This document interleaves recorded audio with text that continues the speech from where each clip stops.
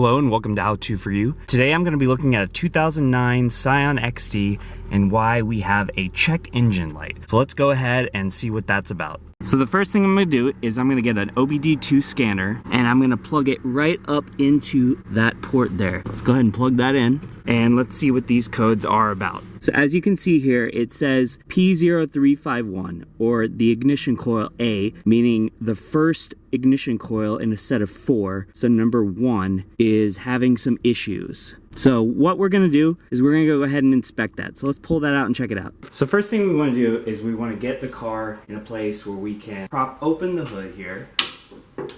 And then what we're gonna do is we're gonna take off this engine cover. So we're pretty sure that by that code, this ignition coil is misfiring. So this electronic piece is bad. This is A, B, C, D, or 1, 2, 3, 4. And to confirm that and know if that's true, we're gonna take this out, put 2 in 1 and 1 in 2, clear the codes, and then see if that comes back. If it does, we know it's a bad ignition coil. So let's go ahead and do that right now. So first thing you're going to do is get some sort of short, small socket, a 10mm socket, and a wrench. And you are going to want to take out this bolt right here. So we're going to first disconnect these ignition coil pieces here. So we just push and pull. These can be a little tricky.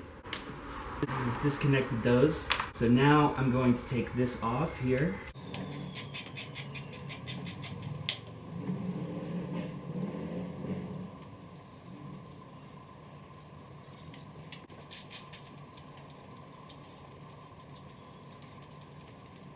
And now let's take out the ignition coil. So this is the bad one. We will inspect it, see how it looks, but before that, again, we're just gonna make sure that this rubber boot here isn't left back on. So let's go ahead and just pull the other one out. Put this one back here, put this one back here. Finger tight, put these screws back on. And it doesn't have to be super tight, just enough to where it gets snug in there. Yeah, and that's good. Plug these back in. Now, let's go fire up the car again, clear those codes, and see if they come back. All right, so first of all, I'm gonna go ahead and erase these codes. All right, so the code came back, so let's scan it and let's see what it says. So we're scanning our scan tool here. All right, now, as you can see it says P0352. So now, as you can see, it says ignition coil B is not working. So we know now that we switched it from 1 or A to 2 or B, so we know it's bad. So let's switch that out and then we'll clear the codes.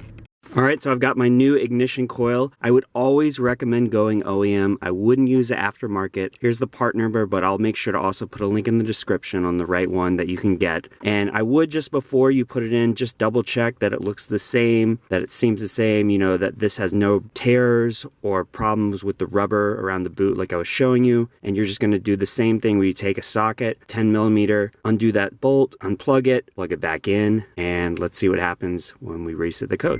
All right, so we've switched out the ignition coils and I was able to put in the OBD scanner here, letting it switch on. And we're just gonna run it again, make sure everything's good. Now this is the stored one, so we're gonna go down here and we're gonna clear this. We're gonna erase these codes and we're gonna rescan it.